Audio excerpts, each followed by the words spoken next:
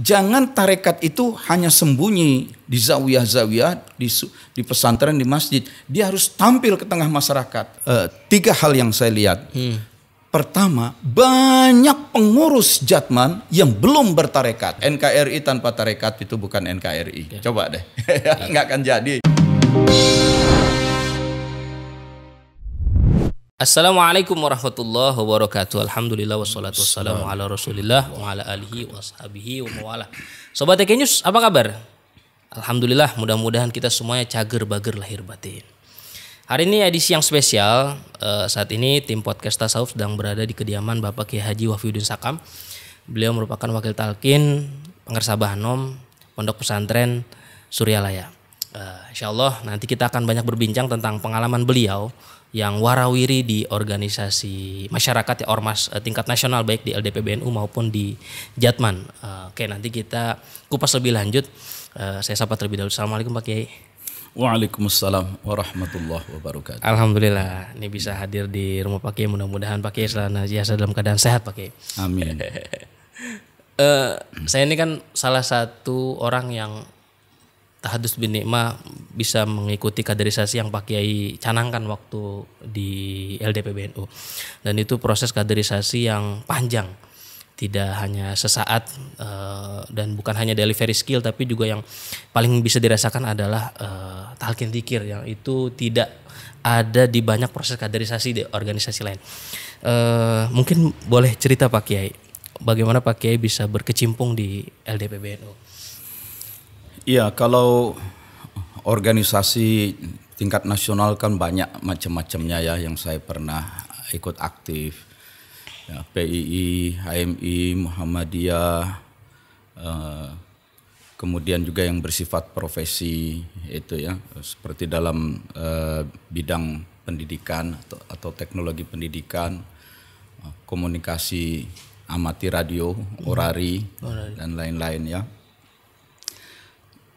Setelah beberapa kali berjumpa dengan Pak Selamat Effendi Yusuf, itu kan tokoh NU. Terakhir di rumah Ibu Tuti Alawiyah waktu itu.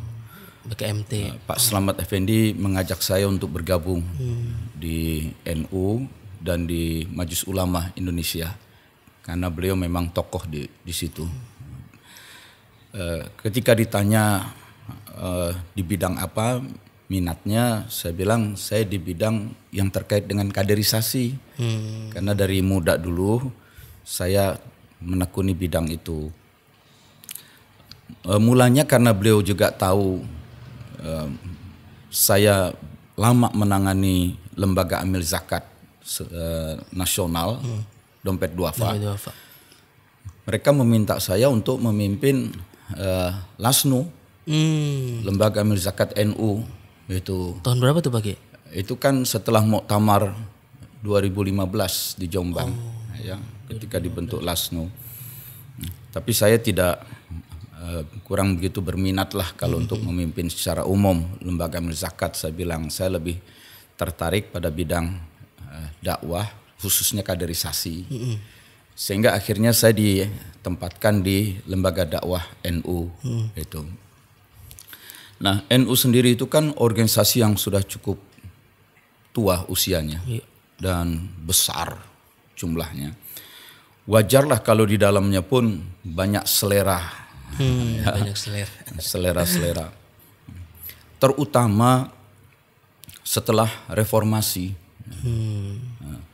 Jadi kalau sebelumnya tahun berapa 1984 kalau nggak salah ya, NU mencanangkan diri kembali kepada khilafah tahun 1926, menarik diri dari politik itu.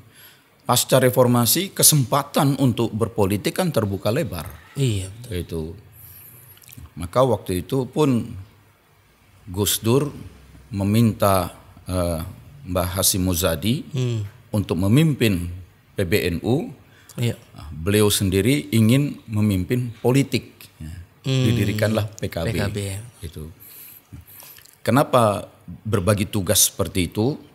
Dari keterangan Mbah Hasyim Muzadi yang bisa kita dapat dari banyak tempat ya, termasuk dari beliau sendiri yang pernah kita jumpai, karena harus dipisah NU sebagai ormas dengan struktur PBNU sampai ke bawah, dan dengan aktivitas politik.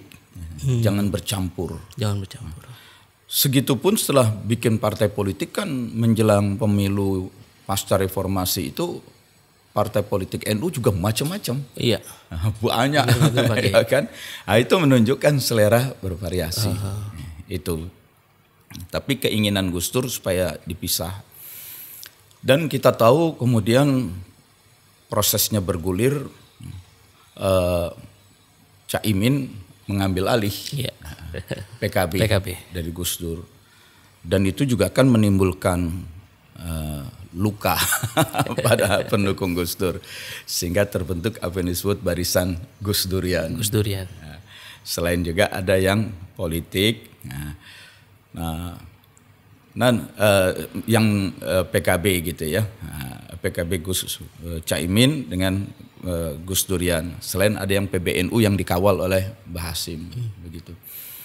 Sementara itu jauh sebelumnya sudah berkembang semangat kaum muda untuk mendobrak kejumudan dalam tanda kutip dalam gerakan yang disebut JIL, Jaringan Islam Liberal itu. Begitu kuat pengaruhnya kan sampai saat-saat menjelang menjadi wapres pun Kiai Ma'ruf Amin sering pidato mengucapkan la liberalia, la liberalia. Iya. Kalau Mbah Hasyim Muzadi itu hati-hati, jangan sampai NU itu kemasukan liberalia, sekulerisme, liberal dan lain-lain. Itu.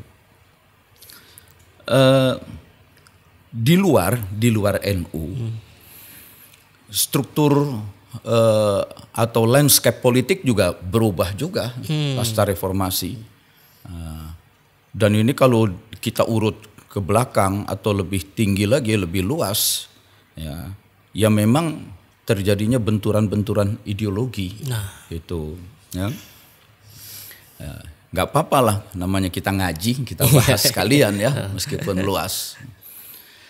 Jadi pasca Renaissance, mundur ke belakang jauh kan, abad 15-16, dunia yang waktu itu mengalami kebangkitan peradaban dari kacamata Barat, karena Barat mengalami kebangkitan. Dunia Renaissance itu adalah dunia yang sekuler, dunia yang materialistik, dunia yang positivistik. Lalu selain itu mereka juga sangat mengharapkan kebebasan setelah masyarakat khususnya di Barat itu, khususnya di Eropa, sangat dikuasai oleh totalitarianisme atau otoritarianisme, monarki absolut. Ya. Maka muncullah apa yang disebut dengan revolusi Prancis, ya, abad 18 menjelang akhirnya, menjelang akhir abad 18. Nah, orang sangat menginginkan kemerdekaan individu. Berangkat dari pertanyaan-pertanyaan, bagaimana sih kita mengurus masyarakat? Bagaimana kita mengurus negara? Nah, orang-orang di Prancis itu menekankan kebebasan individu. Kalau kita mau memajukan suatu bangsa, suatu masyarakat, berikan kepada individu-individu itu kebebasan. Nah, setiap individu punya aspirasi, punya semangat, punya cita-cita. Setiap individu punya kemampuan yang berbeda. Berikan kebebasan. Maka mereka akan mengeksplor semua kemampuan dirinya. Nah, dalam kegiatan industri, dalam kegiatan perdagangan, dalam kegiatan intelektual. Sehingga nanti dihasilkan kekayaan. Nah, kekayaan itu diakumulasi menjadi modal, dan dengan modal yang tambah besar, kegiatan usaha ekonomi menjadi lebih besar lagi. Nah, maka akan terjadi kemakmuran. Nah, itu kan 3 cirinya. Pertama, individu. Yang kedua, kebebasan. Yang ketiga, kapitalisme. Nah, itu cirinya. Tetapi para pemikir lain di Eropa berbeda.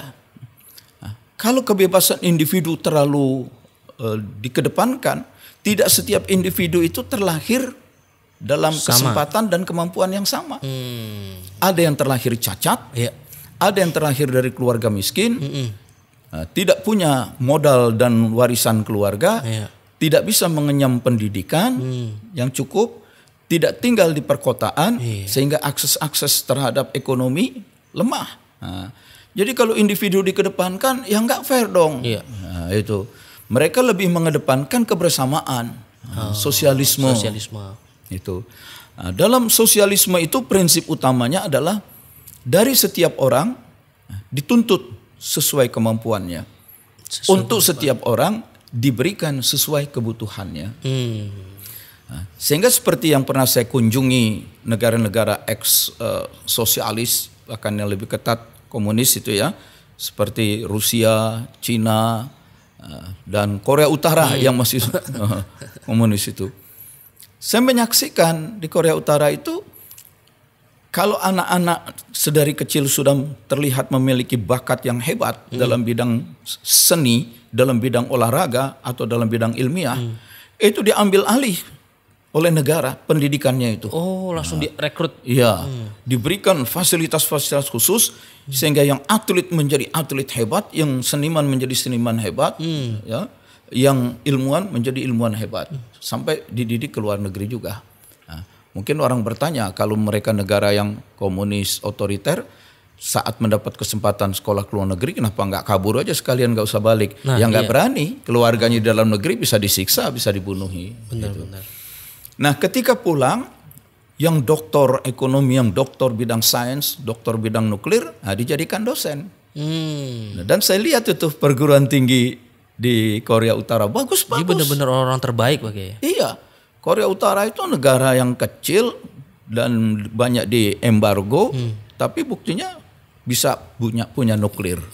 Nah, jadi setiap orang asal punya kemampuan ditopang, didorong dari setiap orang. Dituntut sesuai kemampuannya. Nah, tapi setelah dia jadi dosen dalam bidang nuklir misalnya, lalu dia pulang ke rumah, dia mendapat fasilitas rumah, tempat tinggal, apartemen yang sama dengan pegawai-pegawai rendahan, dengan penyapu jalan.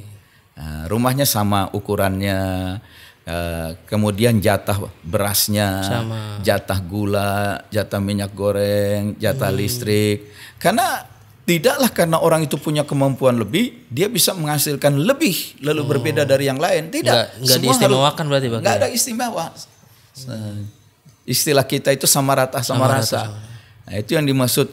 Dari setiap orang dituntut sesuai kemampuannya, untuk setiap orang diberikan sesuai kebutuhannya. Nah, gitu. Sesuai kebutuhan. Nah, jadi boleh saja pendidikan tinggi, kecuali pejabat partai lah, itu. Tapi di level rakyat ya sama.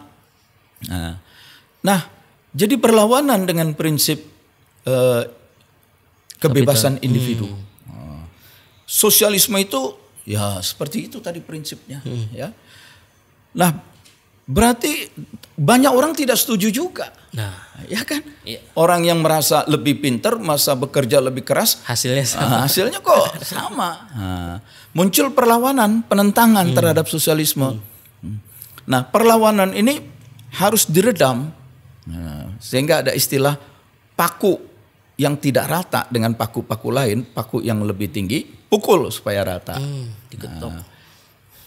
Bagaimana meredam perlawanan? Bagaimana menjaga sosialisme setiap orang harus rata begitu? Ya harus ada kekuatan yang memiliki daya paksa. Dan kekuatan yang memiliki daya paksa yang legal, yang sah adalah negara. Karena itu tumpuan utama itu bukan pada kebebasan individu menggunakan kapital, membangun korporat-korporat. Tumpuan utama adalah pada negara. Stat. Pakai bahasa apa itu, Jerman atau Belanda. Jadi yang satu kekuatannya pada korporat, individu, kebebasan berusaha, mengakumulasi kapital modal, menggumpal menjadi korporat. perusahaan. Nah, sedangkan ini semua harus dibikin sama. Sederajat dengan sosialisme, maka yang bisa mengendalikan, memberi daya paksa supaya kesamaan itu terjaga adalah stat, negara. Itu. Nah, negara bisa bertindak apa saja, itu. Dan semangat ini karena kemajuan itu demi komunal, demi kemajuan kelompok bersama. Maka sosialisme dikenal juga dengan istilah lain komunisme. Karena mengedepankan semua harus serba negara, semua dimiliki negara, semua dikuasai oleh negara, maka itu disebut juga dengan istilah sistem etatisme, semua serba negara. Dan kita tahu dalam sejarah berdirinya negara-negara sosialis komunis, karena negara diberikan kekuasaan yang sangat besar, ya. Dan negara selalu meredam perlawanan kebebasan untuk mendapatkan kebebasan, maka selalu terjadi pembunuhan. Demonstrasi-demonstrasi dibunuh. Dan bagi negara sosialis komunis, membunuhi orang banyak, membunuhi rakyat, menumpahkan darah, itu adalah suatu kelaziman. Oh, lazim bagi. Iya, dalam sejarahnya kita lihat negara-negara soskom itu pembunuhan itu dianggap sebagai kewajaran. Lalu di mana moralitas? Di mana agama? Loh, mereka sistemnya kan materialistik. Nah, dalam materialisme itu ya Tuhan sudah nggak ada. Nah, apalagi materialisme yang dikedepankan anti kepada agama menjadi ateisme. Nah, jadi membunuh itu ya nggak masalah. Orang di akhirat juga nggak ada kok. Orang-orang semua sama rata pakai ya. Iya, lihat saja orang-orang yang berpikir sosialis itu kan lebih mengedepankan ya kita lah dengan dalih humanisme, kemanusiaan gitu ya. Nah, itu kebebasan demi kebersamaan, kebebasan individu diredam walaupun harus dengan pertumpahan darah. Nah, pasca Perang Dunia Kedua, dunia ini kan terbagi dalam dua blok, terjadi perang dingin. Dunia Barat yang dipimpin oleh Amerika, cirinya ya tadi itu individualisme, liberalisme atau freedom, kapitalisme, dan dipimpin oleh korporat-korporat. Dunia blok timur dipimpin oleh Uni Soviet, asistennya nomor 2 kekuatan itu adalah Cina. Cirinya adalah kebersamaan, sosialisme, etatisme, semua serba negara. Ya, karena itu ciri politiknya adalah totalitarianism, anti demokrasi, dan komunisme. Itu semangat komunalnya. Itu yang sangat kuat adalah stat, negara bermain. Indonesia merdeka. Tokoh-tokoh bangsa kita dalam merumuskan dasar negara di BPUPKI itu sudah mempertimbangkan dua hal itu. Maka kita mengambil prinsip bebas dan aktif. Karena ada yang menginginkan Indonesia itu sekuler, dalam sidang-sidang BPUPKI, ada yang menginginkan Indonesia itu berbasis keagamaan, teokrasi, terutama dari kelompok Muslim. Nah, yang sekuler itu pun ada dua kecenderungan nanti. Ada yang menginginkan seperti Barat, ya individualisme, ya kapitalisme dikedepankan, korporat lebih dominan. Ada yang lebih menginginkan sosialisme. Itu. Nah, perlu kita perhatikan pasca Perang Dunia Kedua, umat Islam pun mulai membentuk negara-negara bangsa, nation state. Kalau sebelumnya dipimpin oleh satu kepemimpinan global yang bernama khalifah, dalam sistem khilafah itu kan global kepemimpinannya. Nah, tapi pasca Perang Dunia Kedua kan menjadi state, menjadi negara-negara nasional. Nah, coba perhatikan, hampir seluruh negara-negara utama Muslim itu coraknya sosialis. Itu. Coraknya sosialis. Libya, ya, kemudian Mesir yang mencoba menggabungkan Mesir dan Suriah menjadi RPA, ya. Yaman Selatan atau Yaman Utara waktu itu ya, sekarang menjadi satu. Ya. Kemudian Irak dengan partai Ba'athnya, dan Indonesia di zaman Orde Lama, di zaman Bung Karno kan sosialisme mengedepan. Bahkan partai komunis ya sempat diizinkan bebas. Dia menang pemilu itu cukup besar ya. Itu. Nah, begitulah. Jadi Indonesia pun barangkali muncul pertanyaan, kenapa negara-negara Islam yang baru muncul setelah Perang Dunia Kedua cenderung banyak sosialis itu ya, mungkin muncul. Apakah Islam anti kebebasan individu? Apakah Islam anti kapitalisme? Apakah Islam anti free market, pasar bebas? Tidak juga. Khutbah terakhir Rasulullah di Arafah yang disebut khutbah wada, itu kan sangat menjaga, sangat melindungi individual proprietorship, sangat menghargai hak-hak kepemilikan individu. Nah, sesungguhnya hari Arafah ini adalah hari yang haram, suci. Tempat ini hari wukuf ini adalah hari yang suci. Tempat ini Arafah, tempat yang suci. Darah kalian adalah darah yang suci. Artinya tidak boleh ada pembunuhan. Harta kalian adalah harta yang suci. Tidak boleh terjadi perampasan. Perampasan secara langsung maupun perampasan dengan cara eksploitasi menggunakan mekanisme riba. Itu.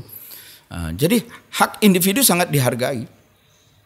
Ketika seorang sahabat Nabi bertanya, kalau aku membawa harta benda banyak dalam perjalanan di tengah gurun pasir, ada orang yang memaksa ingin merampasnya, mengambilnya, bagaimana? Pertahankan.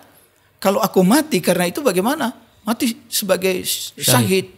Yaitu. Jadi hak individu itu dijaga, dilindungi. Seseorang tidak boleh mengambil harta orang lain. Masuk rumah saja harus minta izin masuk rumah orang lain. Dan kalau dikatakan kembalilah kalian, kembali, nggak boleh masuk. Jadi individual proprietorship, kepemilikan individu itu sangat dijaga. Juga yang lain, ketika suatu saat terjadi kemarau panjang, sehingga suplai kurma ke Madinah berkurang, maka harga kurma jadi naik.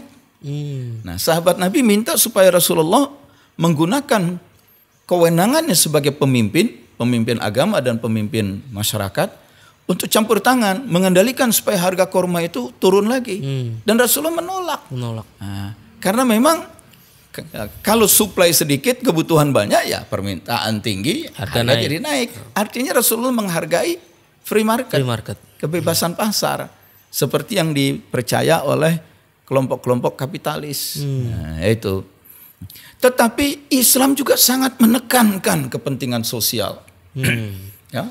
Zakat contohnya itu kan 26 ayat Quran yang zakat, menempatkan zakat sesudah sholat. Aqimis sholah wa atu zakah itu. Jadi zakat itu nomor 2 sesudah sholat. Nah, dalam ibadahnya setelah syahadatnya itu ya. Nah itu. Dan bagaimana Umar bin Khattab mengeluarkan peraturan kalau orang memiliki sebidang tanah, sekian lama tanah itu tidak digunakan berproduksi, itu akan diambil alih oleh negara, digunakan untuk fakir miskin. Jadi maka dulu ada seorang filosof Islam terkenal asal Pakistan dan dia dikagumi oleh pemikir-pemikir Eropa, namanya Muhammad Iqbal. Sampai mengatakan Islam adalah sosialisme plus Tuhan. Nah, jadi Islam dengan sosialisme sangat dekat. Ya. Islam sangat dekat dengan sosialisme. Iya. Dan betapa Islam sangat menjaga stabilitas negara. Sehingga ketika seseorang sudah jadi penguasa, itu tidak boleh diberontaki. Iya. Makar itu terutama oleh Ahlus Sunnah wal Jamaah ya, yang paling luas di dunia ini. Makar memberontak kepada penguasa yang sah itu tidak boleh. Kalaupun pengusaha itu zolim sekalipun, rakyat disuruh sabar. Sebab yang namanya penguasa, yang namanya struktur sosial itu memang bentuknya seperti piramida. Nah, kelompok penguasa, elit penguasa itu di pucuk sedikit. Rakyat miskin jumlahnya paling banyak di bawah. Itu. Nah, yang namanya rakyat bawah itu miskin, bodoh, lemah. Nah, kalau mereka berontak, penguasa dengan segala kekuasaan dan dana yang dimilikinya akan menghantam pemberontakan itu. Dan ujung-ujung yang terjadi adalah penderitaan rakyat. Kalau sampai terjadi perang, yang daripada terjadi chaos, gitu. Nah, sehingga dalam TKN Suryalaya sendiri kan tanbih itu dikatakan supaya kita berbaik-baik kepada fakir miskin, karena mereka menjadi miskin karena takdir Allah. Ini kan kesannya kok fatalistik banget ya. Kalau udah miskin ya udah terima aja, pasrah gitu. Nah, jadi upaya orang miskin untuk memperbaiki nasibnya, apalagi merebut kekuasaan, itu tidak disukai makar itu. Karena kalau sampai terjadi pemberontakan, jelas yang menang yang berkuasa, punya senjata, punya tentara, dan akibatnya yang menderita adalah rakyat banyak, dan yang terjadi adalah chaos. Nah, kalau sudah chaos itu kan jadi kacau malah. Nah, begitu. Ini contoh. Jadi karena itu tidak bisa kita ingkari dalam sejarah politik Islam, khilafah itu juga banyak yang otoriter banget. Nah, yang tugas ulama memberikan kendali. Nah, kembali. Jadi pasca Perang Dunia Kedua, dunia itu terbelah dua, dan kita itu ada kecenderungan kepada sosialisme. Itu ya. Tentu saja dunia blok barat tidak diam dong. Amerika dan kawan-kawannya dengan kekuatan kapitalnya, dengan sistem intelijen dan militernya mencoba menekan. Nah, sehingga di Indonesia pun akhirnya muncul Soeharto. Ya, sebagai negara kecil kita tidak bisa lepas dari pengaruh kekuatan luar. Yaitu ideologi global. Kekuatan luar waktu itu kan wujudnya dua negara, Amerika dan Uni Soviet. Jadi mau memihak kepada yang mana? Meskipun sebenarnya Amerika yang berkuasa bukan negara, tapi korporat. Korporat, para kapitalis dengan korporatnya itu yang menguasai negara Amerika. Jadi di tingkat global itu yang namanya oligarki. Oligarki itu artinya sekelompok orang yang kecil, tetapi dia menguasai masyarakat banyak. Oligos dan ark. Oligos itu sedikit, ark itu kekuasaan sekelompok kecil. Dan di dunia ini oligarki global itu menggunakan dua kaki. Dua kaki. Kaki yang pertama adalah korporat kita ya. Korporat ini yang menguasai negara-negara barat. Nah, yang kedua, oligarki global itu menggunakan tangan negara, stat. Ya, seperti Cina sekarang itu yang berkuasa adalah negara. Tetapi kita tahu di dalam negara itu yang praktis adalah partai komunis, dan pimpinan partai lah yang mengendalikan. Ya itulah oligarki. Menggunakan nama negara. Sebenarnya benar, oligarki, segelintir orang. Elit politik itu bagaimana? Oligarki menggunakan negara, yang satu oligarki menggunakan korporat. Itu ya. Nah, jadi Indonesia di masa Orde Baru di masa Orde Lama yang cenderung sosialis, punya hubungan erat dengan Uni Soviet dan Cina, ya, tidak dibiarkan oleh Amerika, dan Amerika punya kepentingan menumbangkan Soekarno, mendorong Soeharto.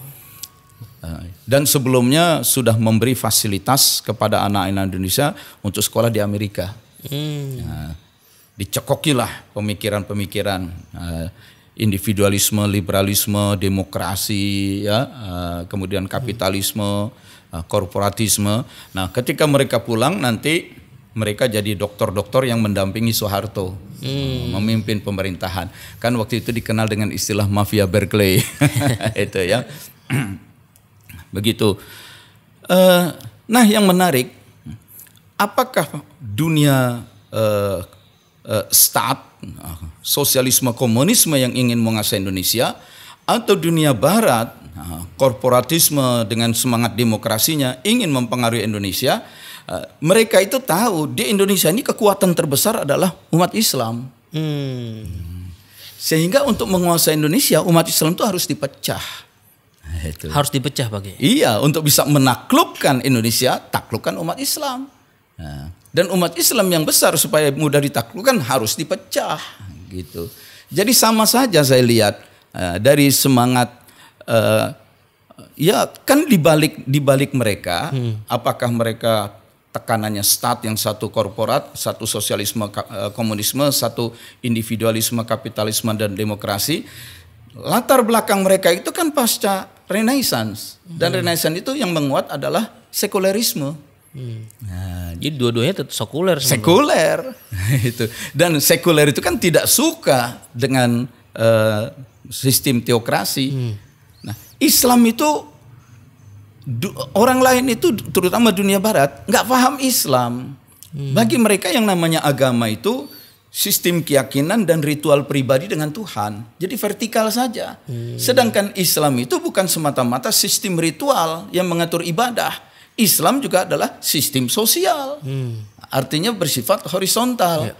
Mengatur kehidupan mulai dari bertetangga, kehidupan masyarakat, perdagangan, ya, industri, masalah distribusi aset seperti zakat dan wakaf, masalah hukum pidana, akhirnya masalah kenegaraan, masalah perang juga diatur.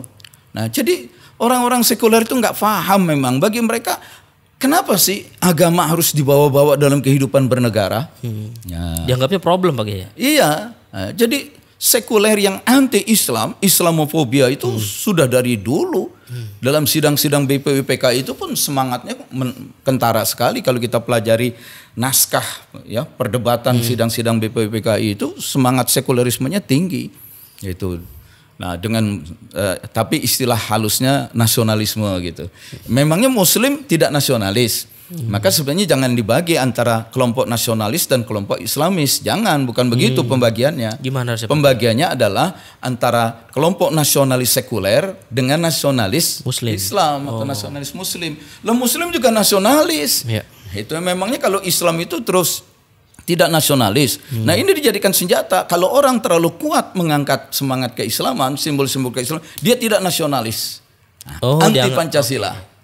Anti UUD 45, anti kemajemukan.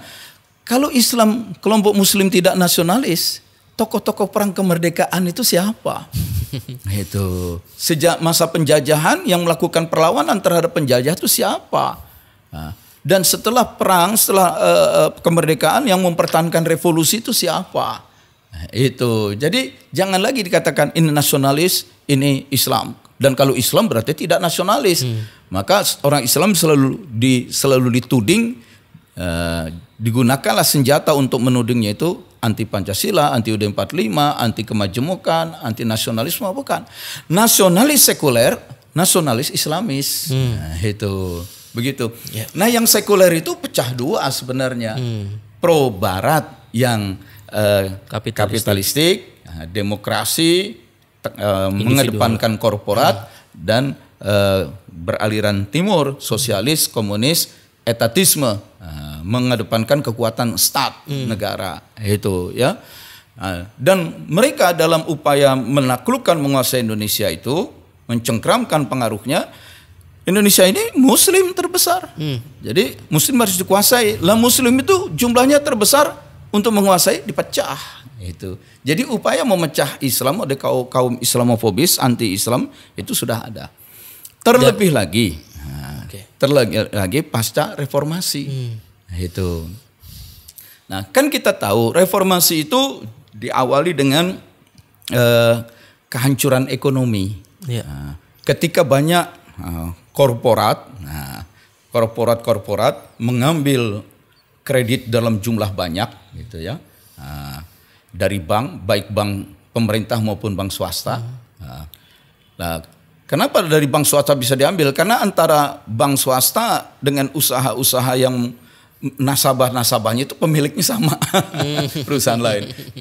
Nah, jadi uang-uang dari bank disedot, dilarikan keluar, lalu kolapslah ekonomi. Kita mengalami krisis moneter.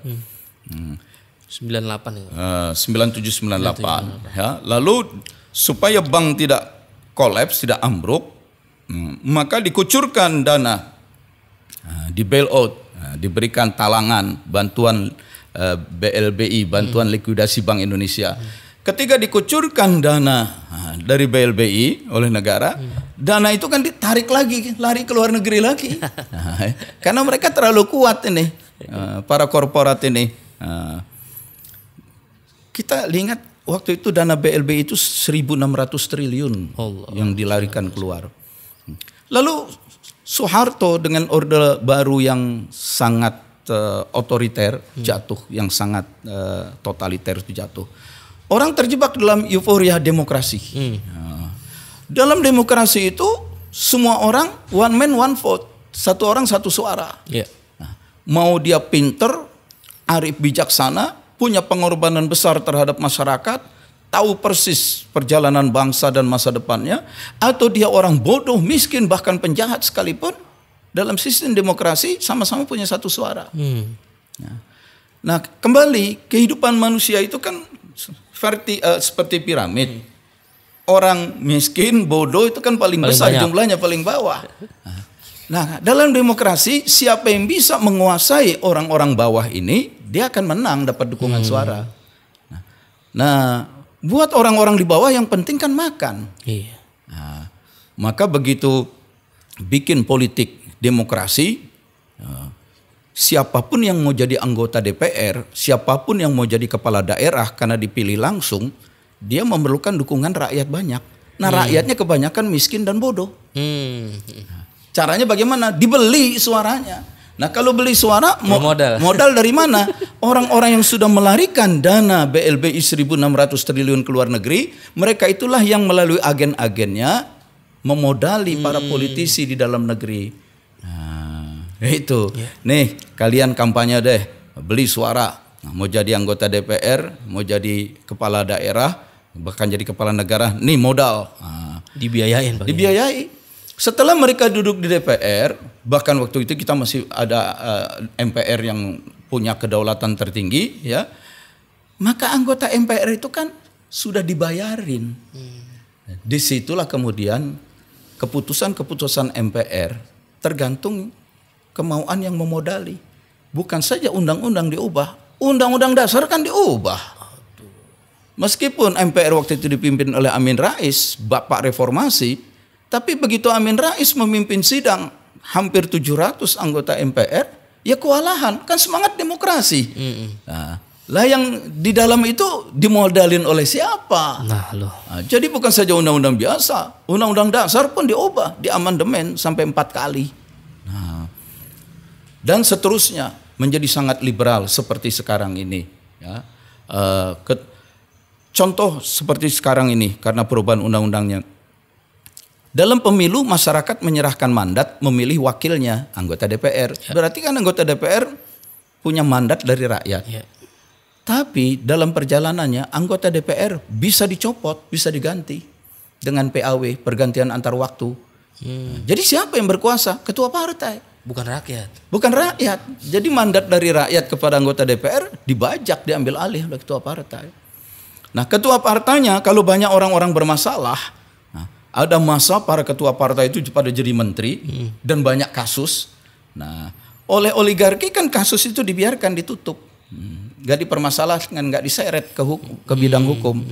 Tapi di zaman sekarang begitu anggota DPR macam-macam, punya kartunya. Ketua partainya itu, bikin anak buahmu itu diem. Gitu.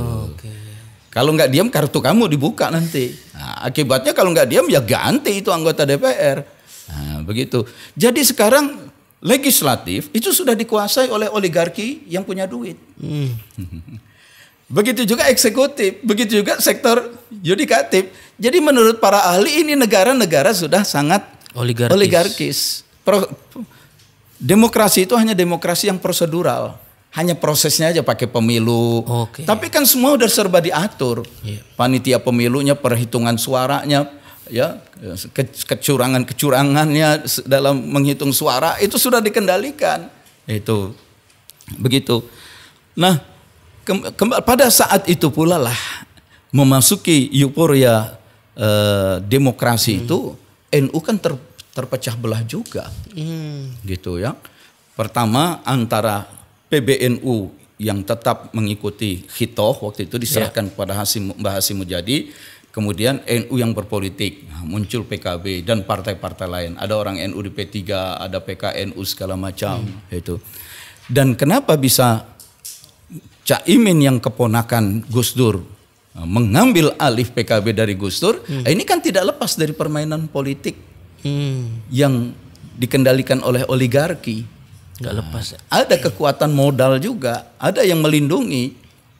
Itu. Nah, Tetapi akibatnya di dalam NU sendiri kan kelompok Gus Durian itu menjadi sangat tidak suka dengan kelompok PKB ini. Nah, itu. Kemudian juga dalam pemilu awal itu di masa reformasi boleh dibilang PKB paling besar karena bias dari pengaruh dari nama Gus Dur kan. Maka partai-partai yang didirikan oleh NU yang lain yang kecil-kecil kan tenggelam kemudian tidak bisa ikut lagi pemilu berikutnya. Nah, teman-teman di PKB ini dalam sistem demokrasi liberal, siapa yang paling banyak mendapatkan suara dia akan menang. Tentu saja sangat iri melihat kekuatan struktur PBNU. NU yang struktural dari PB di tingkat pusat sampai tingkat kecamatan, wah, itu kan kokoh. Andai kata PKB sebagai partai bisa menguasai PBNU, wah, bisa menangguk suara nih. Itu sebenarnya itu diinginkan juga oleh politisi NU yang ada di P3. Sebenarnya itu diinginkan juga oleh politisi NU yang di partai-partai lain. NU jadi rebutan Pak. Iya, struktur NU itu jadi rebutan partai-partai lain. Tapi lagi-lagi oligarki dengan kekuatan modal sudah ikut bermain. Ringkas cerita, dalam muktamar di Makassar dan di Jombang itu aromanya sangat aroma politis sekali. Dan berhasillah PKB menduduki PBNU. Sehingga banyak ulama mengatakan ini kebo nyusu gudel. Gudel itu anak kebo. Mestinya gudel yang nyusu pada kebo. Tapi ini kebo yang induk malah nyusu pada gudel. Sehingga struktur NU dari PB sampai ke bawah sangat PKB. Sangat PKB. Itu. Di luar itu ada kelompok-kelompok yang tidak suka NU itu diseret ke politik. Ulama-ulama yang disebut NU kultural gitu, itu kan nggak suka. Mereka tetap menginginkan hitoh. Itu 1926. Kelompok hitoh, ulama-ulama kultural, pemimpin kiai-kiai, pemimpin pesantren. Kemudian juga masuk juga di dalam PBNU itu pasca muktamar Makassar dan Jombang, kelompok-kelompok yang disebut Islam liberal. Jadi udah PKB Islam liberal menguasai NU struktural. Nah, yang kelompok kultural makin gak suka. Itu bahkan ada sebagian suara kemasukan Syiah lagi kan. Kultural gak suka. Di antara kelompok kultural yang tidak suka itu ada yang sangat keras ingin menegakkan NU-nya, maka disebut NU garis lurus. Gitu. Jadi kan lengkap itu. Ada NU yang struktural, banyak didominasi oleh NU politik dan pengaruh liberal. Jelas itu tidak disukai oleh Gus Durian, pendiri PKB yang digusur oleh Cak Imin. Jelas itu tidak disukai oleh kelompok kultural, dan dari kultural ada yang garisnya garis lurus. Nah, ini selera seperti ini suatu hal yang wajar terjadi karena NU itu organisasi besar dan kita dalam euforia kebebasan. Semua orang ingin bicara, Dan di daerah-daerah banyak gus-gus, para anak kiai itu kalau jadi anak kiai cuma mimpin pesantren atau mimpin kegiatan wira swasta kan susah. Ya kepengen juga jadi anggota DPR, pengen juga jadi kepala daerah. Sebab jadi kepala daerah itu kan memang gajinya kecil. Tapi kekuasaan untuk mengeluarkan perizinan-perizinan, lisensi-lisensi itu pengaruhnya dahsyat. Nah, itu. Dan tentu yang dikasih izin lisensi akan berterima kasih, dan kadang-kadang terima kasih diberikan di depan, di DP duluan. Kalau yang struktur sekarang ini kan Gus Durian nih Pak Kiai, ini gimana? Iya, yang sekarang ini kan sedang Gus Yahya ini dari Gus Durian. Maka beliau mengatakan PBNU sekarang tidak boleh dikendalikan oleh PKB. Itu kan diungkapkan terang-terangan. PBNU sekarang mengambil jarak yang sama dengan partai-partai yang lain. PBNU tidak boleh menjadi instrumen politik terlalu kecil. PBNU harus naik ke dunia, ke yang lebih luas, yaitu urusan-urusan nasional, bahkan kepada urusan-urusan global kemanusiaan. Maka Gus Yahya ini kan mencoba mendamaikan Timur Tengah. Mencoba menyelesaikan problem Israel. Itu. Forum kemanusiaan. Iya, karena lebih orientasinya pada kemanusiaan yang lebih bersifat global, tidak menjadi instrumen politik kepentingan partai tertentu. Begitu, ya. Nah, ini selera begini. Nah, jadi kembali ini kita latar belakang mulai dari Renaissance, sekularisme, adanya pertarungan ideologi, adanya oligarki yang punya modal dan mengubah negara, sampai kembali kepada umat Islam yang harus, kalau mereka mau kuasai Indonesia, harus memecah umat Islam. Dan karena yang terbesar organisasi umat Islam adalah NU, ya NU harus dipecah juga. Politik belah bambu. Dan memang secara alamiah di dalam NU sudah ada selera yang berbeda-beda, saya katakan tadi. Maka menjelang pemilu, tinggal dicari mana yang mau ikut oligarki, berikan modal, mana yang tidak mau ikut, tekan habis. Begitu. Nah, jadi pasca Muktamar Jombang yang penuh dengan keprihatinan, semua orang tahu lah. 2015 Pak. Ya, 2015, baca saja deh. Masih banyak kok dokumentasi digitalnya itu. Suasana yang sangat politis, suasana yang sangat, sampai Gusmus waktu itu nangis-nangis dan mengundurkan diri dari posisi apa itu? Rois Am itu. Jadi mengeri. Saya diajak masuk oleh Pak Slamet Effendi Yusuf almarhum, kemudian lalu ditempatkan di LDNU gitu. Nah, ketika saya masuk di LDNU, saya belum begitu paham peta politik di dalamnya. Maka idealisme saya kaderisasi. Itu. Kaderisasi yang terpenting. Bikin kader, maka kita bikinlah pelatihan kader-kader LDNU waktu itu. Ya. Yang kedua, selain kaderisasi, kita harus melihat ke depan bahwa pertumbuhan penduduk di Indonesia, juga pertumbuhan penduduk di dunia itu begitu cepat. Wuss, begitu.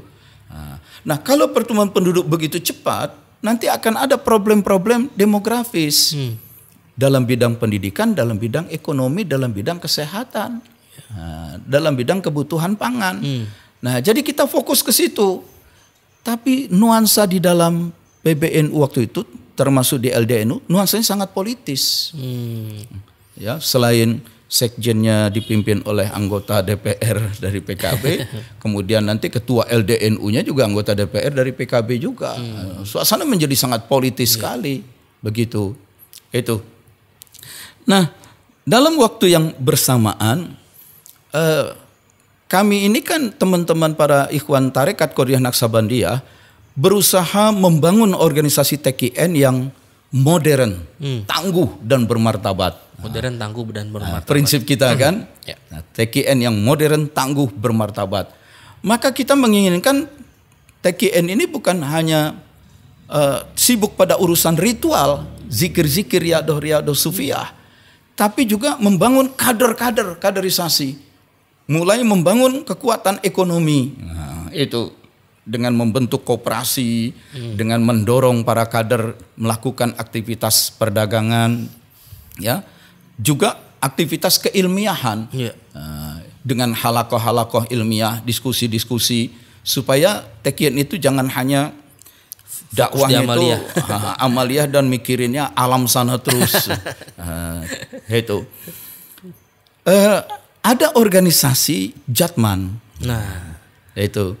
Jatman ini kan kalau kita menurut buku yang ditulis oleh Mbak Khalwani dari Purworejo, awal-awal pendiri Jam'iyah Ahli Tarekah Al-Mu'tabarah itu pendirinya adalah tokoh-tokoh TKN juga, tokoh-tokoh Tarekat Qadiriyah Naksabandiyah. Ada 3 orang kalau nggak salah itu, ya. Dan organisasi ini bukan organisasi tarekat, bukan organisasi tarekat Pak Kiai, tapi organisasi para pengamal tarekat. Bedanya apa Pak Kiai? Kalau organisasi tarekat, maka para mursyid tarekat itu disatukan dan pemimpinnya adalah pemimpin para mursyid. Nah, berarti pemimpin Jam'iyah itu dia adalah mursyid tertinggi. Itu. Karena segala tarekat digabung, kemudian pemimpin Jam'iyahnya itu adalah pemimpin dari segala mursyid, pemimpin dari segala tarekat. Jadi individual Pak Kiai ya? Organisasi jadinya, tarekat yang bergabung. Sedangkan sebenarnya sesuai namanya Jam'iyah Ahli Tarekah. Perkumpulan ahli tarekah, para pengamal tarekat. Jadi yang digabung itu individu. Individu betul. Bukan tarekat-tarekat digabung, tapi individu-individu. Itu sesuai namanya. Nah, Jam'iyah Ahli Tarekah ini awalnya didirikan oleh tokoh-tokoh tarekat Qadiriyah dari berbagai aliran. Karena tarekat Qadiriyah Naksabandiyah ini kan ada yang beraliran Syekh Abdul Karim Banten, ada yang beraliran dari Syekh Tolhah dari Cirebon, termasuk Suryalaya, ada yang beraliran bukan aliran mengikuti Jawa Timur ya, dari Mbah Hasbullah sampai Syekhona Khalil dan lain-lain itu. Maka Jatmi itu dulu namanya Jatmi, Jam'iyah Ahli Tarekah Al-Mu'tabarah Indonesia. Nah, itu perhimpunan pengamal tarekat yang muktabaroh di Indonesia. Nah, di zaman Soeharto, organisasi-organisasi Islam sekalipun kan berusaha ditaklukkan, ditarik menjadi pendukung Soeharto melalui Golkar. Nah, kalau tak mau ditekan, maka NU di zaman Soeharto itu Soeharto bagian awal ya. Nah, itu habis babak belur itu ditekan sampai karena ditekan di sana sini NU itu dicurigai, maka kemudian keluarlah kembali kepada khitoh supaya aman. NU menyatakan diri keluar dari politik. Begitu keluar dari politik aman, tidak dikejar-kejar lagi oleh penguasa Orde Baru. Nah, sebelum NU-nya keluar politik, banom-banom di bawah NU juga kan dikejar, termasuk Jatmi. Nah, Jatmi itu ditarik-tarik ke Golkar. Nah, satu dan lain hal, maka Jatmi akhirnya berorientasi pada Golkar, menjadi pendukung penguasa. Tapi kiai-kiai NU yang lain tidak suka, apalagi NU-nya banyak ditekan oleh penguasa Orde Baru. Nah, maka kiai-kiai tarekat NU bikin Jatman, Jam'iyah Ahli Tarekah Al-Mu'tabarah An-Nahdiyah. Asalnya itu Jatmi dulu. Nah, kalau Jatmi itu kan pokoknya pengamal tarekat yang muktabaroh. Apakah dia NU atau non-NU? Nah, karena Aswaja itu kan di Indonesia bukan hanya NU.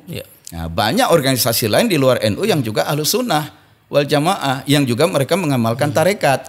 Nah, tapi dengan ditarik menjadi Jatman itu untuk membedakan. Ini tarekat muktabaroh yang Nahdiyah loh, yang NU loh. Nah, gitu. Karena yang Jatmi itu sudah terseret ke politik, menjadi pendukung Golkar. Sebenarnya menjadi lebih kecil karena hanya khusus NU gitu. Itulah Jatman. Nah, karena kita di TKN Jakarta tadi aktif membangun ketarekatan yang kita semboyankan modern, tangguh, bermanfaat. Bertepatan waktu itu Ketua Jatman Jakarta, Ketua Jatman Jakarta menghadapi kasus hukum. Itu tahun berapa tuh Pak Kiai? Tahun berapa ya? Sebelum mungkin 2013-2014 ya, itu. Karena Ketua Jatman Jakarta menghadapi kasus hukum, sehingga harus ya berurusan dengan KPK dan segala macam, terjadi kekosongan. Dan karena TKN waktu itu sedang sangat aktif, semarak di Jakarta, tiba-tiba saya ditarik untuk menjadi Ketua Jatman, gitu. Jatman DKI. Jatman DKI, Jatman Jakarta. Ya bagi saya, karena ini organisasi para pengamal tarekat, dan sekarang kita bukan hanya ngurusin TKN saja, tapi juga pengamal tarekat-tarekat lain dalam rangka membangun spiritualitas demi membangun NKRI yang tidak sekuler, itu prinsip saya. Membangun NKRI yang tidak sekuler. Membangun NKRI yang tidak sekuler, itu. Maka spiritualitas ketarekatan harus dikedepankan. Maka saya bersedia menjadi pengganti Ketua Jatman di tengah jalan lah. Itu. Dan kita bangun. Lagi-lagi sebagai Ketua Jatman DKI waktu itu saya yang utama kaderisasi. Wah begitu. Merebaklah. Yang kedua yang kami tekankan adalah media online. Sebab kita harus melakukan mainstreaming. Mainstreaming itu pengarus utamaan. Jangan tarekat itu hanya sembunyi di zawiyah-zawiyah, di pesantren, di masjid. Dia harus tampil ke tengah masyarakat dalam kegiatan-kegiatan sosial ekonomi dan bersilaturahim dengan organisasi-organisasi luas. Dan cara yang paling mudah adalah dengan media. Nah, maka saya bentuk, apalagi kan kita sedang rame media elektronik, media sosial, bikin website, bikin JOL, Jatman Online, bikin pelatihan-pelatihan dakwah menggunakan IT. Nah, ya. Itu. Kemudian lakukan silaturahmi dengan ormas-ormas lain yang non tarekat. Supaya menonjol itu jadi kaderisasi, streaming menggunakan media elektronik, dan masuk ke media-media yang lain, ya, media-media konvensional, kemudian silaturahmi dengan ormas-ormas besar dalam rangka mainstreaming juga. Nah, separuh jalan jadi saya meneruskan ketua Jatman itu, dan mungkin dianggap membawa wawasan baru, nuansa baru. Dalam proses berikutnya terpilih periode berikutnya 2018 Pak ya.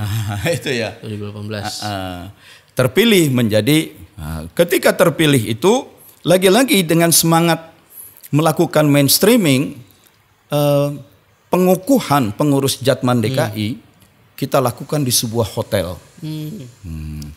Jadi tarekat masuk hotel. Pelantikannya di hotel Pak ya. Hotel di daerah. Kenapa hotel? Bukan ingin bermewah-mewah, karena kita akan mengundang tamu-tamu terhormat.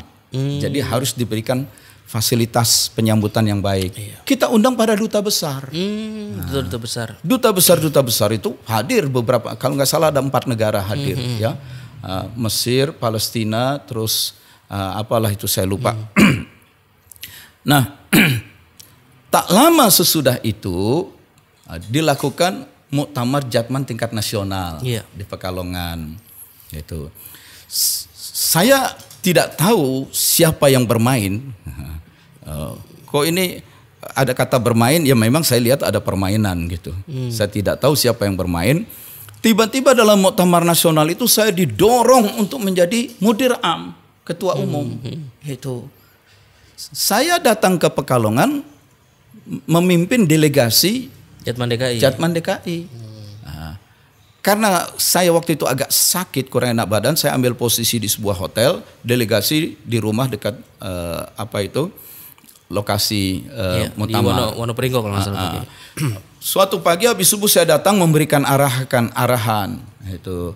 Nah, kemudian saya kembali ke hotel, betul-betul sakit saya waktu itu. Ditelepon. Diminta untuk menjadi mudir am. Oleh siapa Pak waktu itu? Itu mulainya dari Jakarta, ada yang datang ke tempat tinggal saya, saudara Ali Abdillah.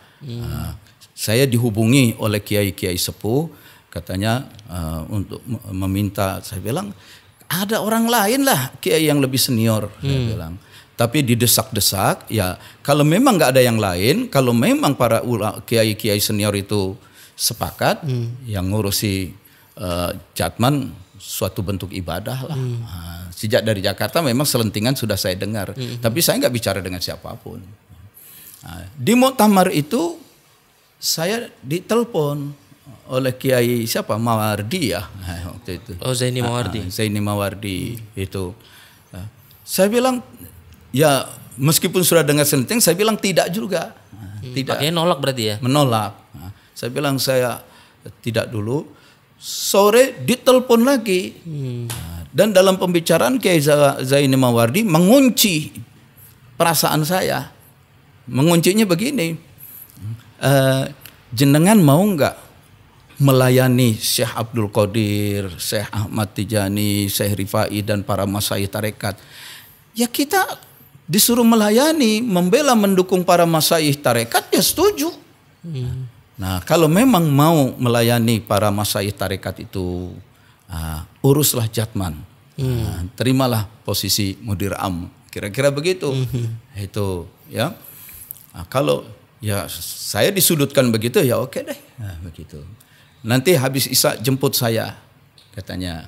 Dari hotel saya menjemput beliau di rumah keluarganya. Nah, beliau katakan kita menghadap Habib Lutfi, begitu. Sampai di rumah Habib Lutfi, sudah banyak orang, macam-macam orang lah, dari para ikhwan tarekat yang mau punya kepentingan pribadi sampai pengurus-pengurus Jatman sampai pejabat-pejabat.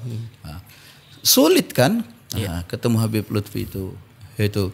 Dan kemudian ditunggu-tunggu ketika akhirnya Habib Lutfi keluar dari kamarnya langsung menuju ke markasnya itu.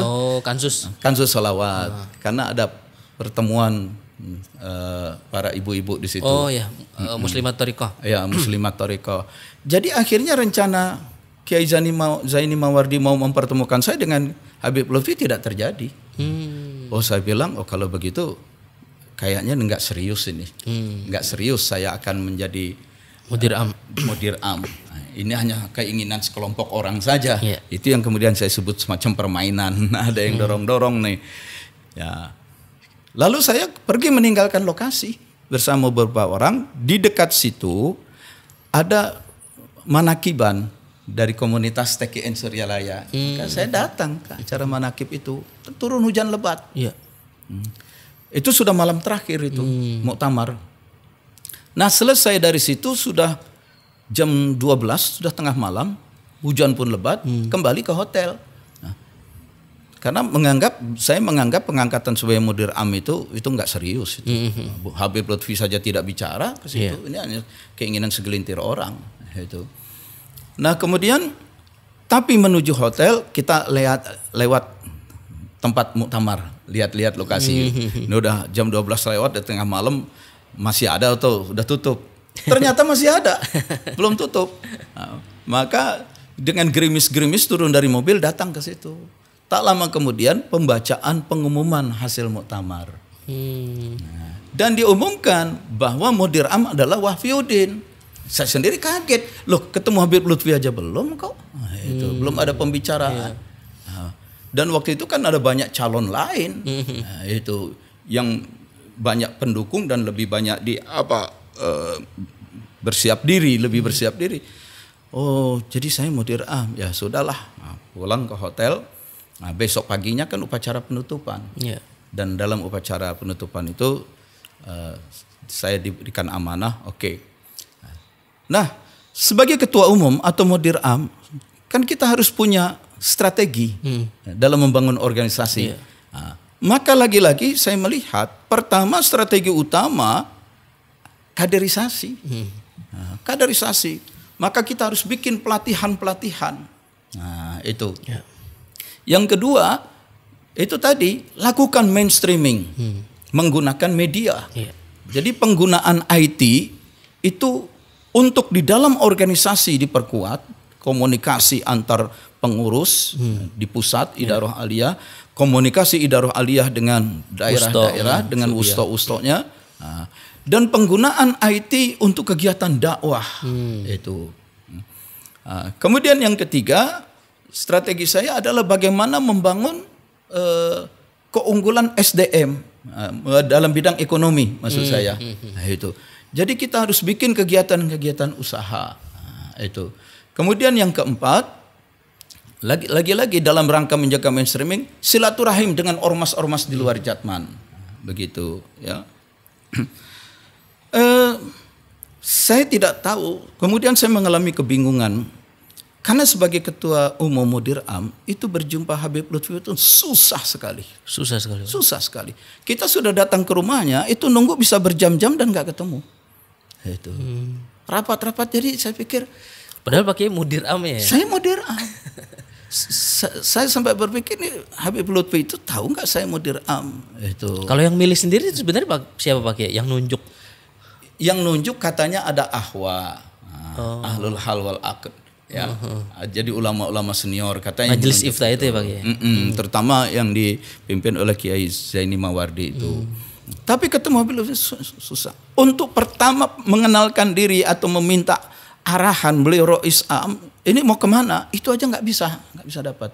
Nah, yang kedua, yang saya lihat seluruh susunan pengurus itu di Idarah Aliyah, boleh dibilang saya tidak punya sama sekali kewenangan menentukan pengurus. Jadi ada kekuatan lain. Ya wajarlah, saya orang baru, maka ada orang lama yang sudah menjadi lingkaran dekat Habib Lutfi, lebih merasa punya kewenangan untuk menentukan posisi-posisi dan jabatan-jabatan. Saya hampir tidak bisa menunjuk siapa orang itu. Jadi komunikasi tidak bisa, kemudian menentukan pengurus juga tidak terlibat. Maka ketika saya ingin menjabarkan kegiatan-kegiatan juga kepada siapa, gitu. Dan akhirnya terjadi juga rapat, semacam renstra. Habib Lutfi hadir, itu Habib Lutfi hadir. Masing-masing kepala divisi-divisi unit menyampaikan mau bikin ini, bikin itu, bikin ini, bikin. Ya biasalah organisasi sosial. Nggak jelas mana program kerja, mana angan-angan dan impian gitu ya. Padahal setiap program kerja itu kan ada konsekuensi dananya, anggarannya, ada konsekuensi anggarannya, SDM-nya. Nah, siapa yang mampu melakukan? Anggarannya dari mana? Kepengen bikin ini, bikin itu, bikin ini, bikin itu, duitnya dari mana? Gitu. Mungkin juga saya menangkap pesan karena saya banyak menggerakkan TKN di Jakarta, lalu ketika bergabung dengan Jatman DKI Jakarta menggerakkan banyak kegiatan, apalagi pelantikan pun di hotel waktu itu, saya dianggap orang yang berduit bisa mendanai kegiatan Jatman di tingkat nasional. Lah saya kan bukan orang kaya, saya bukan pengusaha. Kalaupun saya di Jakarta banyak mengeluarkan dana, ya itu karena dana dari banyak orang yang infak menitipkan dananya untuk kemajuan dakwah kepada saya. Nah di tingkat nasional itu orang bikin ini, bikin langsung pada bikin proposal. Loh, kok jadi kita menentukan orang nggak bisa, nunjuk orang nggak bisa, mengarahkan program nggak bisa, tapi kita dituntut untuk mendanai, carikan dana ke sana kemari. Lah iya, saya memang punya pergaulan luas di Jakarta ini dengan kalangan atas, tapi kan nggak mungkin saya mencarikan dana begini begitu untuk kegiatan-kegiatan yang nggak jelas begitu. Itu, jadi saya sulit komunikasi. Itu ya. Nah. Karena waktu itu 2018 sudah menjelang 2019, menjelang Pilpres, ya, maka suasana politik pun memanas. Sudah masuk juga ke dalam Jatman, ke dalam NU, ya, NU dan Jatman. Nah, suatu kesempatan saya dipanggil khusus berdekatan dengan Habib Lutfi. Habib Lutfi berbisik, Wafyudin, jaga netralitas Jatman. Oke. Nah itu saya jadikan arahan. Satu-satunya arahan yang saya dapat dari Mudir Am yaitu jaga netralitas. Jaga netralitas. Itu satu. Ya. Padahal saya ketemu beliau aja susah, menyusun kepengurusan, menyusun staf aja susah, berkomunikasi aja susah. Itu. Oke. Kemudian kali kedua, IAIN Pekalongan mengundang saya untuk satu acara seminar. Selesai acara seminar di IAIN Pekalongan, didampingi oleh seorang dekan, saya ke rumah Habib Lutfi. Dan lagi-lagi juga susah untuk ketemu. Nunggu lama begitu, tamu banyak. Ketika akhirnya beliau datang, beliau pun tidak memberikan waktu khusus untuk kita sebagai Mudir Am ini. Ya. Ketemu yang lain dilayani dulu, ngobrol, ketawa ringan lah, penuh guyonan. Saya bilang, saya kapan diterima khusus? Akhirnya ya karena mungkin memang caranya begitu, saya menyela, Bib, mohon maaf Bib, saya ini terjadwal kereta api ke Jakarta pulang jam 6 sore. Karena waktu itu sudah mepet. Jadi kami sebagai Mudir Am mohon arahan apa yang harus lakukan. Dan disaksikan oleh asisten saya dan dekan, salah satu dekan IAIN itu, lagi-lagi Habib Lutfi berpesan, yang pokok jaga netralitas. Nah, ini menjelang Pilpres, jaga netralitas Jatman. Oke lah, saya pikir memang begini gaya kepemimpinan Habib Lutfi. Ketika sudah mengamanahkan kita sebagai Mudir Am, ya sudah jalankanlah, karena beliau sendiri sibuk dengan urusan lain. Nah, itu.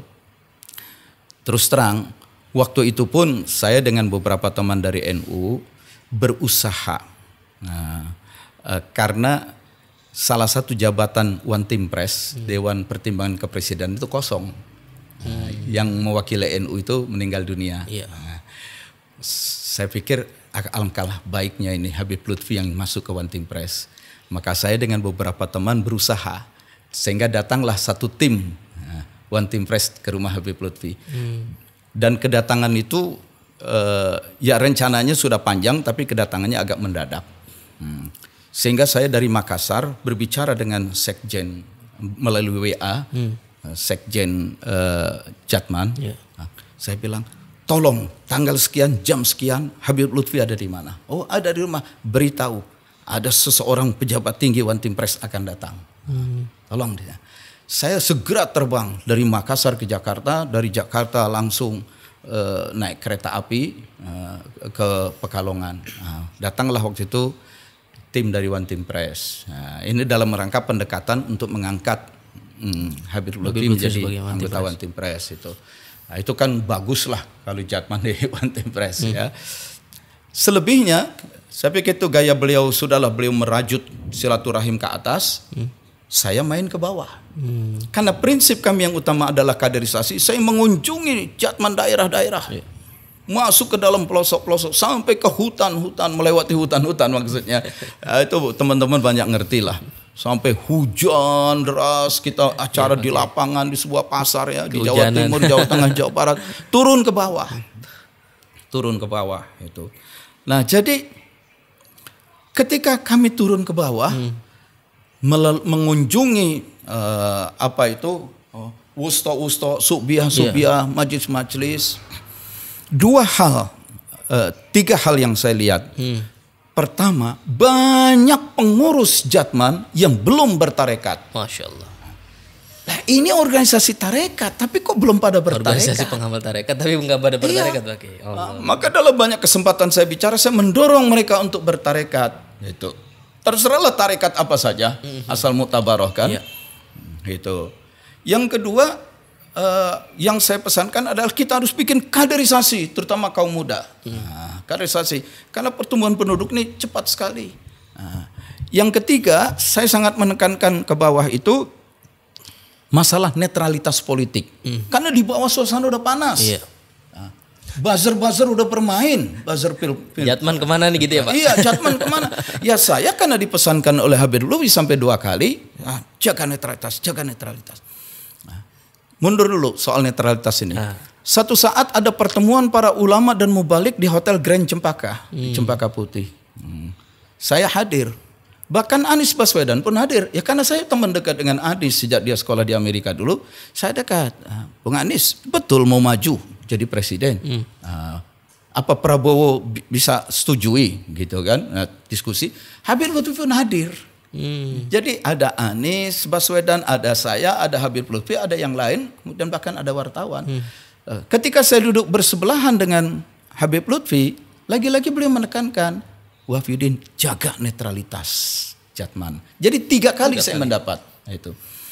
Nah kemudian Habib Lutfi bersama Anies pergi, difasilitasi oleh pemilik restoran Al Jazeera ke restoran Al Jazeera di Polonia, itu daerah Cawang. Karena beliau mudir am saya tanya, karena beliau Rais Am, Bib, saya ikut dengan Habib, dengan Anies, karena kita emang lagi ngobrol dengan Anies waktu itu. Atau saya tetap ikut pertemuan para ulama dan mubalik ini. Habib Lutfi bilang, jaga di sini saja. Ya oke. Habib Lutfi pergi bersama Anies satu mobil menuju restoran itu. Saya melanjutkan silaturahim dengan ormas-ormas lain, pimpinan-pimpinan ormas Islam dalam rangka mainstreaming supaya mereka kenal Jatman. Nah, itu. Saya tidak peduli apakah ulama dan ormas itu ada banyak dari kelompok yang anti tarekat, saya nggak peduli ya. Saya berteman baik.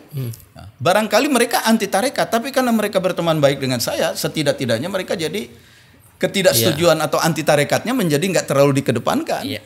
Begitu. Itu karena saya banyak ketemu kawan dari berbagai aliran itu. Itulah. Jadi 3 saya turun ke daerah itu. Pertama, mendorong mereka pengurus-pengurus Jatman untuk bertarekat. Yang kedua, menekankan bikin kaderisasi. ya, terutama kaum mudanya, melibatkan Banser dan lain-lain. Yang ketiga menekankan netralitas. Itu supaya kita lebih tenang, supaya Jatman tidak terpecah belah begitu. Nah, karena mereka didorong untuk bertarekat, kan mereka tanya, saya mau berbaiat gitu. Ya silakan cari tarekat. Bagaimana saya ambil baiat zikir dari Pak Wafiuddin saja, Pak Kiai Wafiuddin? Ya karena saya wakil talqin di TKN Suryalaya, diberikan kewenangan, ada orang meminta talqin, ya saya berikan. Ya. Tapi kemudian dikembangkan isu.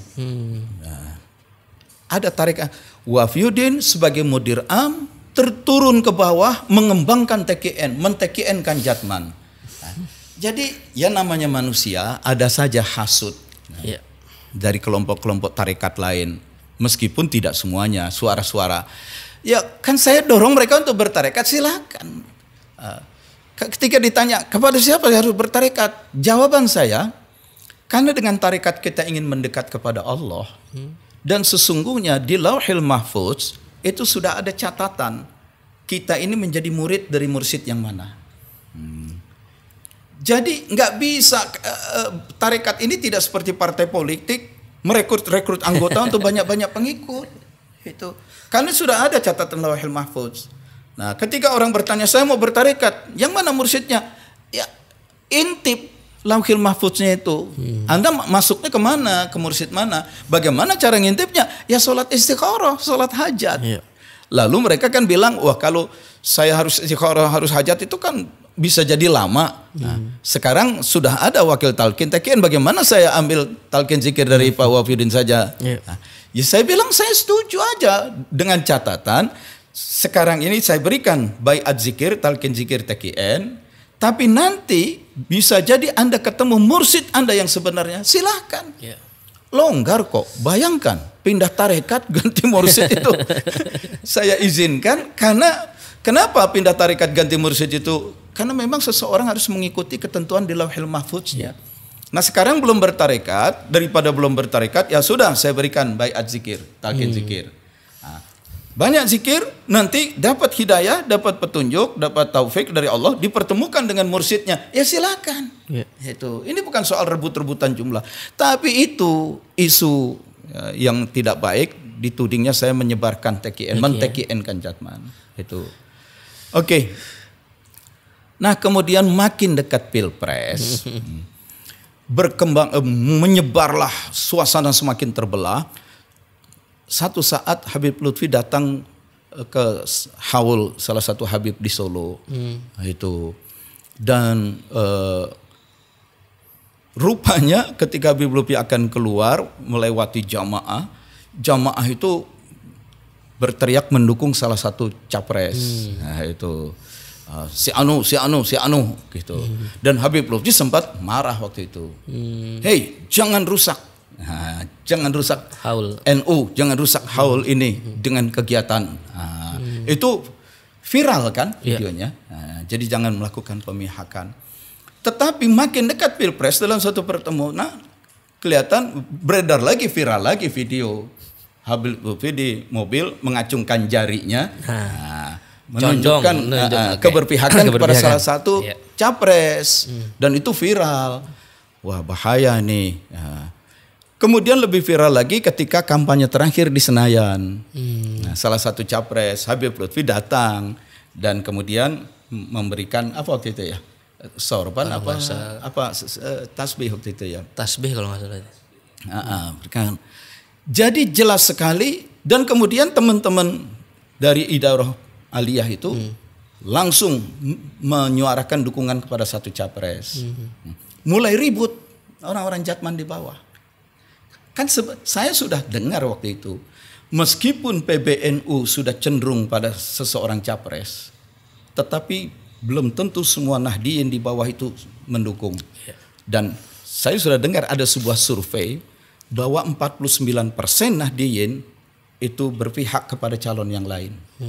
Tidak mengikuti kecenderungan PBNU. Hampir 50-50. Ya berarti 50-50 di bawah. Jadi Nahdiyin sendiri di Pilpres itu 50-50. Nah, itu kan Nahdiyinnya. Berarti di Jatman juga 50-50. Ketika saya banyak ke daerah-daerah bilang, netral, kemudian Habib Lutfi menunjukkan pemihakan, lo saya yang diserang dari bawah. Gimana nih Pak Wahyudin? Aduh, ya sudahlah. Maka tak lama kemudian kan dari Pilpres itu situasi tegang. Bangsa dan umat ini termasuk Nahdien begitu terbelah. Sampai ke sidang MK waktu itu bulan Ramadan. Saya sudah khawatir, maka sambil menunggu keputusan sidang MK tentang siapa yang menang presiden, saya ajak jamaah-jamaah TKN di TKN Center, ayo kita zikir. Zikir yang banyak. Jangan sampai ini menjadi kehancuran bagi bangsa, dan jangan sampai kecurangan-kecurangan dalam Pilpres ini membawa dampak turunnya azab kepada bangsa ini. Zikir saja. Itu. Nah, ringkas cerita, sudahlah urusan Pilpres selesai.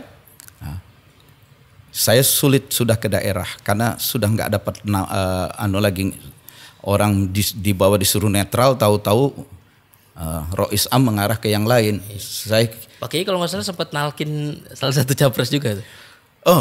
Jadi di malam menjelang Pilpres, saya dari sebuah pengajian pulang itu udah hampir 11:30.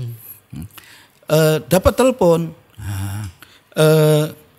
dari salah satu capres, dari lingkarannya lah, bukan beliau langsung. Yuk ke sana. Ada apa? Pokoknya mau ketemu untuk zikir. Ya oke, saya datang ke sana. Dan datang ke sana karena situasi beliau tegang, ya apa yang perlu dilakukan? Ya perlu dilakukan ya zikir saja. Zikir saja. Zikirnya bagaimana? Ya tanamkan ke dalam diri la ilaha illallah, la ilaha illallah. Itu tekankan saja itu. Begitu, ya. Oke. Nah, kalau ketika beliau juga bertanya bagaimana situasi Nahdien di bawah. Ya kalau situasi Nahdien ya survei-survei sudah membuktikan itu sudah terbelah di bawah. Itu. Tapi sebagai jatman saya harus menjaga netralitas. Itu. Gitu. Maka setelah selesai saya melihat mekanisme organisasi tidak jalan.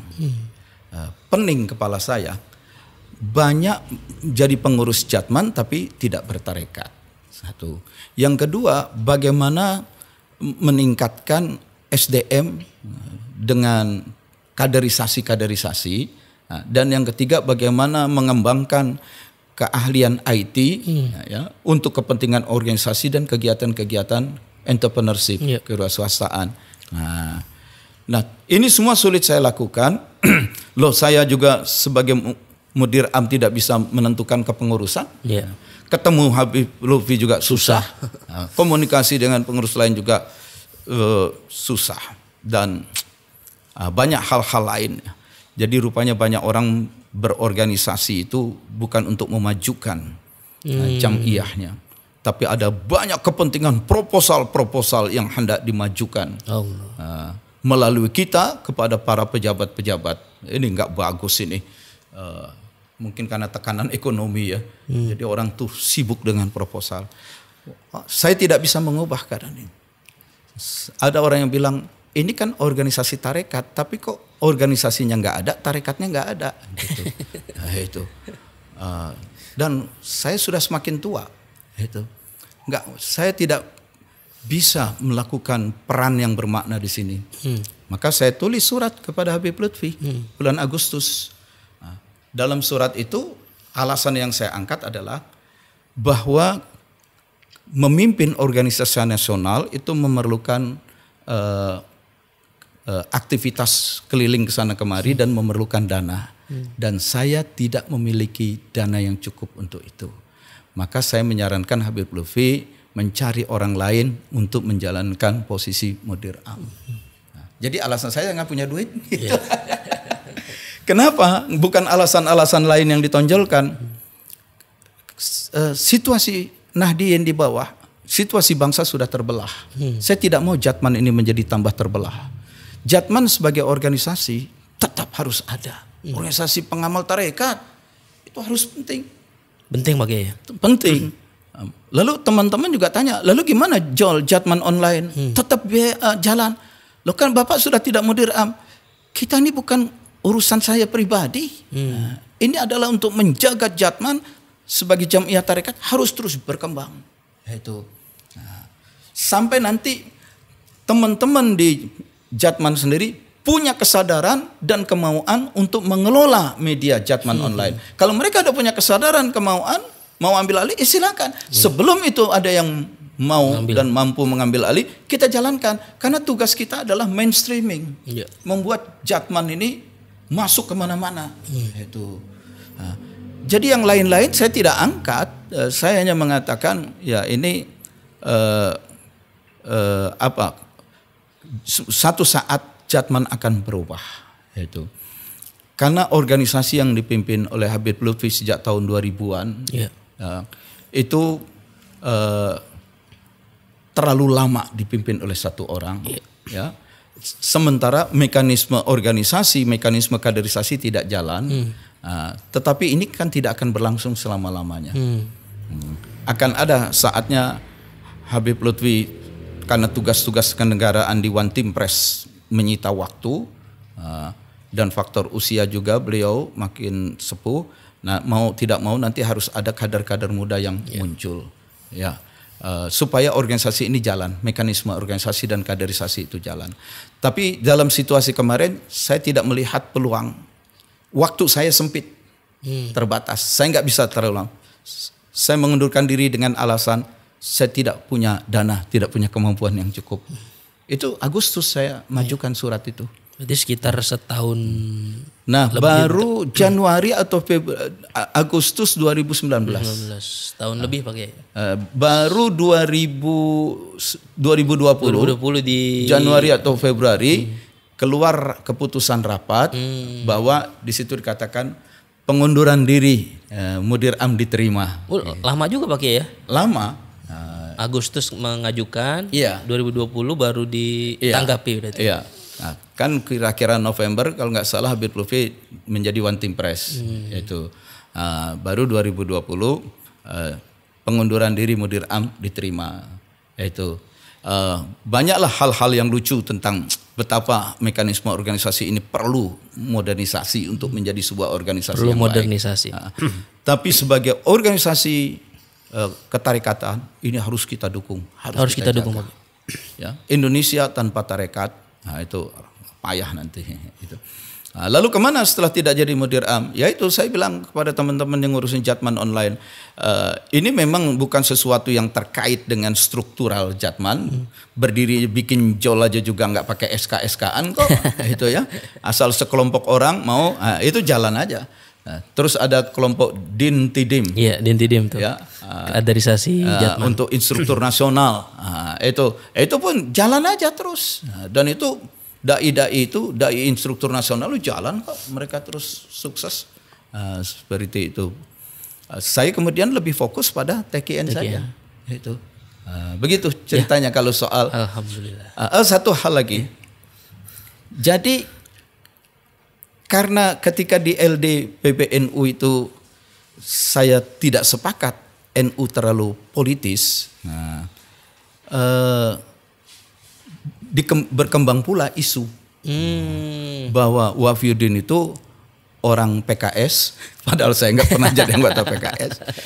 Wafiuddin itu Wahabi yang menyusup ke dalam NU. Kenapa ini muncul? Yaitu tadi kembali ke belakang. Karena memang untuk menguasai Indonesia pecah belah umat Islam. Umat Islam yang terbesar adalah NU, pecah belah NU. Ditambah dengan NU itu sudah berkembang selera yang macam-macam. Sudah sangat politis di satu sisi PBNU dan selera macam-macam. Nah, dengan isu itu bertepatan saya menjadi Mudir Am di Jatman, maka dilakukan reshuffle. Seorang pengurus PBNU tidak boleh merangkap jabatan dengan pimpinan Banom. Karena saya menjadi pimpinan Banom, maka direshuffle, dilepas dari LD PBNU. Terjadi pergantian ketua LD PBNU juga waktu itu. Banyak reshuffle-nya. Dari situlah saya keluar dari jalur PBNU, fokus ke Jatman. Belakangan saya mengundurkan diri dari Jatman. ya sudah fokus di TKN saja Ya. dan di kegiatan dakwah lain masih banyak itu.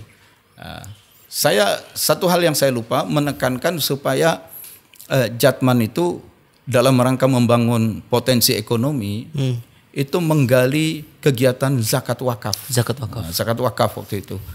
Itu juga kayaknya banyak yang nggak mudeng, nggak paham arahnya kemana. Ya sudahlah. Maka saya tekuni TKN dan kegiatan-kegiatan zakat wakaf selain kegiatan dakwah lainnya. Demikian Kang EF. Iya. Makasih Pak Kiai. Ini kita banyak pelajaran. Tapi jangan yang lupa ya berharga. soal Jatman itu kita harus jaga, kembangkan ketarekatan itu. NKRI tanpa tarekat itu bukan NKRI. Coba deh. Nggak akan jadi, nggak akan aman itu NKRI tanpa Jatman, tanpa tarekat. Ya. Makasih banyak Pak Kiai. Oke, Sobat TKI News yang berbahagia. Insya Allah kita jumpa lagi di podcast Tasawuf selanjutnya. Jangan lupa download aplikasi TKI News. Dukung terus channel kami. Terima kasih sudah menyaksikan dan menonton YouTube TKI News. Sampai jumpa lagi. Assalamualaikum warahmatullahi wabarakatuh. Waalaikumsalam.